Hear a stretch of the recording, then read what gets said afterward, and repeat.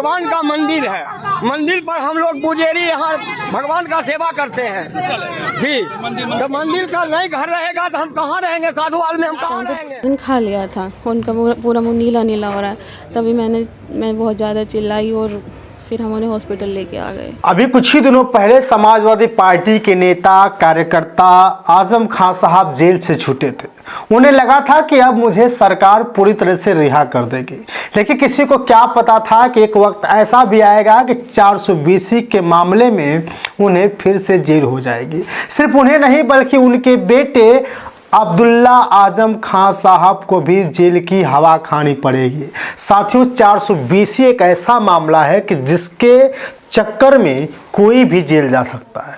और अभी अभी खबर आ रही है कि अब्दुल्ला आजम जो आजम खान साहब के बेटे हैं, जो अपने पिता को जेल से रिहा कराने में पूरी तरह से मदद किए थे, अब उनके ऊपर 420 का मुकदमा लग गया है और 420 के चक्कर में अब 7 साल की जेल हो गई है। सोचिए, एक व्यक्ति जो अपने पिता के लिए मदद करता था, बाहर रह करके देश के लोगों के कुछ लोगों बाहर रह करके जनता की सेवा करता था, लेकिन उसे क्या पता था कि एक दिन ऐसा वक्त आएगा कि जिसके चक्कर में उसे जेल जाना पड़ेगा। साथियों, आधार कार्ड है आपके पास? होगा। आपके पास पैन कार्ड है? होगा। निर्वाचन कार्ड है तो होगा, अगर है नहीं है तो बनवा लीजिए। और अगर आपके पास 2 आधार कार्ड दिखाई देते हैं, अगर आपके पास 2 पैन कार्ड होते हैं, तो आप समझ लीजिएगा कि आपको भी जेल की हवा खानी पड़ सकती है। क्योंकि आपको तो ये लगेगा कि मेरा पैन कार्ड खो गया है, चलो फर्जी तरीके से बना लें।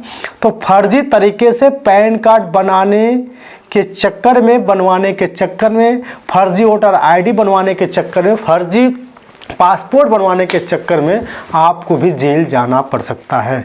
क्योंकि आजम खान साहब को लगा था कि मैं तो नेता हूं, मेरा होगा क्या, और हुआ वही आपने देखा जो कभी सोचा नहीं था।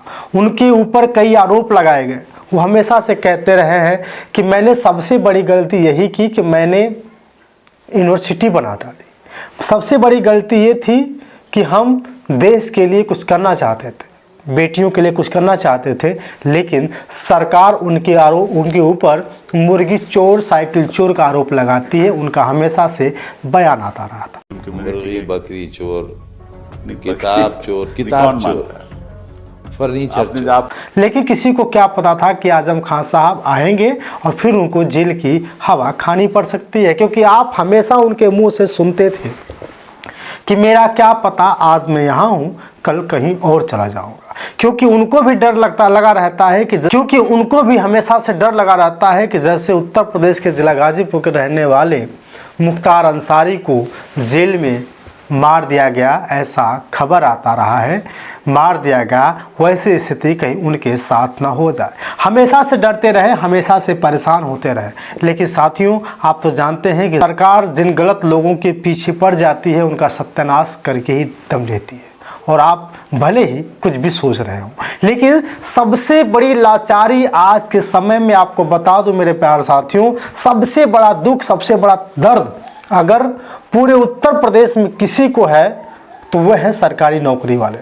ये तो अच्छा है कि वो सेंट्रल गवर्नमेंट में कुछ लोग रेलवे ड्राइवर हैं, कुछ लोग बस के ड्राइवर हैं, उनके ऊपर आफत नहीं आई है।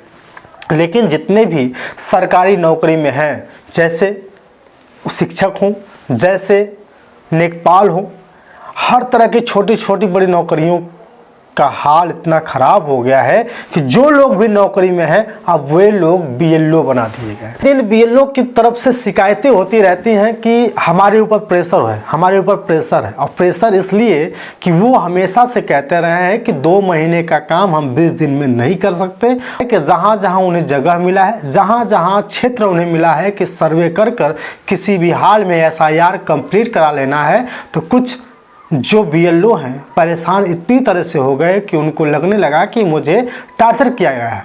एक व्यक्ति जो मेरठ का रहने वाला है, वो भी आत्महत्या कर लेता है। अभी आपने खबर सुना होगा कि एक व्यक्ति मेरठ का ही रहने वाला है जो BLO था और वो कुएं में कूद कर जान दे देता है। आपने अक्सर ऐसे मामले सुने हो, BLO अपनी आत्महत्या करते रहे हैं। BLO के ऊपर ऐसा क्या टार्चर हो गया ऐसा उनके ऊपर कौन सी आफत आ जाती है कि वो अक्सर आत्महत्या करने को मजबूर हो जाते हैं। साथियों, सबसे बड़ा दबाव काम का प्रेशर। जब आपके ऊपर किसी भी काम का ज़्यादातर रूप से प्रेशर डाला जाएगा और आपको कहा जाएगा कि आप किसी भी हाल में जल्दबाजी करके 2 या 2 महीने का जो काम 10 दिनों में करके दिखाओ, 20 दिनों में करके दिखाओ, नहीं करते हो तो आपकी नौकरी चली जा सकती है, आपकी नौकरी जा सकती है। तो क्या लगता है, आप काम नहीं करेंगे? और ठीक वही हाल बीएलओ के ऊपर हुआ। बीएलओ हमेशा से आरोप लगाते रहे हैं, बीएलओ हमेशा से कहते रहे हैं कि हमारे ऊपर सबसे बड़ी प्रॉब्लम यही थी कि हमें जो है कि टॉर्चर किया जाता था, हमें धमकी दी जाती थी कि अगर आपने इस काम को 20 दिनों के अंदर नहीं किया, 10 दिनों के अंदर नहीं किया तो आपको नौकरी से बर्खास्त किया जाएगा। इस मामले को देखते हुए, ये सब प्रताड़ना सहते हुए ना तो परिवार से मिल पाते थे, ना वो अपना सही से काम कर पाते थे। इसी हालत में लगभग आपको बता दूं कि अब तक 30 से 32 बीएलओज आत्महत्याएं कर चुके हैं, लेकिन सरकार उनके लिए कुछ भी बोलने को तैयार नहीं है। सरकार उनकी कोई भी सुध लेने को तैयार नहीं है। ये अलग विषय है कि मौत के बाद उन्हें सब कुछ मिल जाएगा, लेकिन क्या आत्महत्या करने से क्या बीएलओज के ऊपर जो भार था वो कम हो गया? नहीं ना। इसलिए जितने भी बीएलओ दिख रहे हैं उन बीएलओ से निवेदन है कि आप लोग सरकारी नौकरी बचाने की जिद को न छेड़िए, न परेशान होइए, आपकी नौकरी नहीं जाएगी। बस आप लोग तन्मयता से अपना काम करते रहिए, क्योंकि सरकार तो आपको किसी भी मामले में उलझा ही सकती है। साथियों, आप तो जानते हैं कि जब योगी आदित्यनाथ जी की सरकार बनी थी तो उन्होंने क्या कहा था कि जो भी सरकारी टीचर हैं, सरकारी टीचरों के बच्चे भी सरकारी स्कूल में पढ़ेंगे। और फिर क्या हुआ, आप देख ही रहे हैं, उनके बच्चे ना सरकारी स्कूल में पढ़ रहे हैं। अब तो ऐसी स्थिति आ गई है कि सरकारी स्कूल भी बंद होने के कगार पर आ चुका है। यानी अब जितने भी सरकारी टीचर हैं उनको किसी दूसरे सिस्टम में भिड़ा दिया गया है, दूसरा काम करने के लिए दे दिया गया है ताकि वो अपने बच्चों को पढ़ा ना सके। साथियों, भाजपा की सरकार कुछ भी करती है लेकिन उसकी सुध नहीं ले पाती। कहती कुछ है, करती कुछ है। ना तो गंगा की सफाई हो पाई, ना आवास पूरे ग्रामीण क्षेत्रों में मिल सके। जिस तरह से विकलांगों को आवाज़ देने की बात की थी, दिव्यांगों को आवाज़ देने की बात की थी, मुझे नहीं लगता कि दिव्यांगों को पूरी तरह से आवास मिल पाया हो। महिलाओं को पेंशन देने की बात थी लेकिन नहीं हो पाया। आए दिन सिर्फ और सिर्फ आधार कार्ड ही लिंक कराने में लोग परेशान रहते हैं।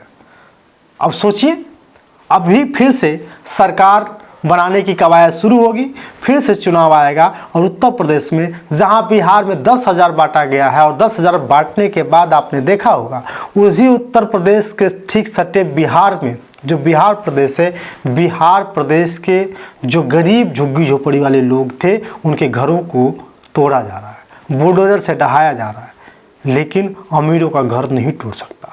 जो जबरदस्ती हड़प के घर बनाए होंगे उनके ऊपर कोई आरोप नहीं है, उनका घर नहीं तोड़ा जा सकता, लेकिन जो गरीब झोपड़ी वाले हैं, जो अपना झुग्गी झोपड़ी लगाकर कहीं अपना जीवन यापन करते थे, उनका घर तोड़ा जा रहा है।